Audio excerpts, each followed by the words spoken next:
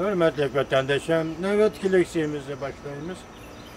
Joe için 3 parça retsip yazdı. Milli territoriyelik rayla mevcut bolamdı, yoki bekar kılınamdı. Pis terimi koyuldu mavzulu haber 6. ayının 9.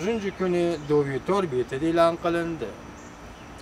Haber mundaq başlandı. Her zaman, her kandak yerde milletinin kimlik salayetini təkidləş, bazı joylarda asallıqlarının parakende qilishini keltirib chiqarib, milliy masala paydo qildi. Joe uchun mundaq deydi. Millet kimligi ve salayeti tüpeyli hizmette alaydı itibarı erişmesi gerek. Millet salahiyet ve kimligi tüpeyli bu devlette başkalarına okşaş beraber garajdarlık hukukundan bəhrəmən bolalmasını ümit kılmayman. Növbette Memleketlik Siyasi Kengaş Milli ve Dini İşler Komitetinin müdiri Joe için bu efendi arlıqda pensiya çıkıp ketken yana bunu yani şu Siyasi Kengaş Milli İşler Komiteti ve Dini İşler Komiteti hocayın kılıp koygan oxşaydı.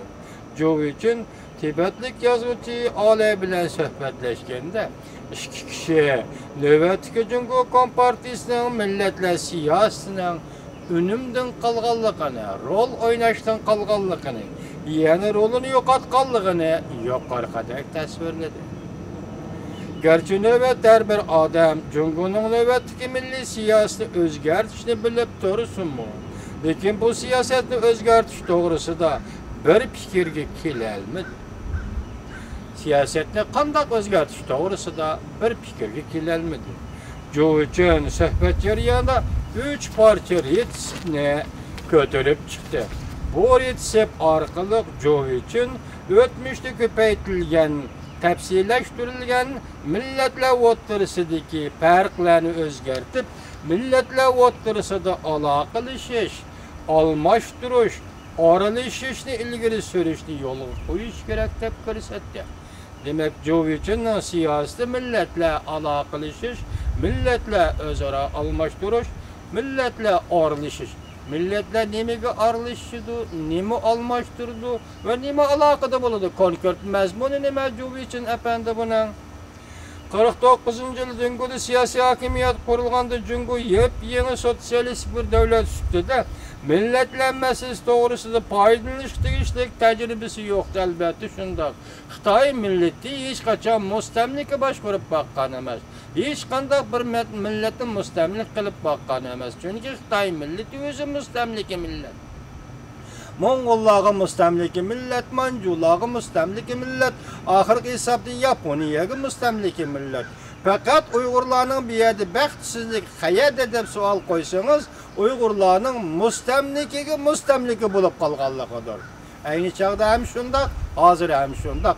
Mavzun davlat qurganda Stalinning biqinda davlatiga aylantirgan edi Cumhuriyet Halk Cumhuriyetini. Bundan burunqi milletler siyasi mesela mençin davrida tuproqni o'zgartib eqib kirish. Siyasni mençin belgileganda, amaliyotda mençin hukumati tuproqni o'zgartib eqib kirish siyasni belgilegan bilan buni ijro qilgan emas. Masalan, o faqat Jangjun mahkamasi qurgan edi, harbiylarni turg'izgan edi, Xitoy ko'chmanlarini yoki Manju ko'chmanlarini ko'chirib, Xinjiang yoki Uyg'uristonga elib kirgan emas. Bugun bu siyosatni ijro qilayotgan dal Cumhuriyet Kompartiyasidir. Masalan, tuproqni o'zgartirish, Uyg'uriston tuproqlarini o'zgartirish, tuproqni o'zgartirish orqali ko'chman Xitoylarni ko'chirib kelish siyosatini, mençin davrida belgilangan siyosatni bugun Xitoy Kompartiyasi ijro qilyapti. Mavzu o'zi aytgandek Cumhuriyet jamiyati feodal ve yarım mustamlika davlat. Shundaqli deganda yuqorida bu yerda yarım mustamlika, yarım feodal degan ya iqtisodiy kontrollikni yo'qotib qo'ygan davlat yoki siyosiy kontrollikni boshqalarga tatbiq qo'ygan davlat. Shuning uchun yarım feodal, yarım mustamlik. Bundak devlette mustamlik bo'lib qolish Uyg'urdek, Tibetdek milletlerge hakikaten intayin zordur. Tarihi facia bo'lib hisoblanadi. Sol qo'yib baqayli. Siz allaqachon pensiyaga chiqib bo'lgan adam Joe için efendi. Bugun qarasam yana Siyasi Kengash Milli İşler Komiteti ve Dini İşler Komiteti rahbar bo'lib o'tirg'i chiqib, yuqoridagi 3 prinsipni yoki 3 retsipni yozib chiqibsiz. Bundaq aytganda siz ikkinchi Levi xan tarixda mavzudun davrda millatlar masalasini yuqorida hal qilgan Liviya xonga o'xshashlar. Siz Jovich'in bulolmaysiz. Evvel tarixdagi Liviya xon bo'lasiz, ondan Jovichin bo'lasiz.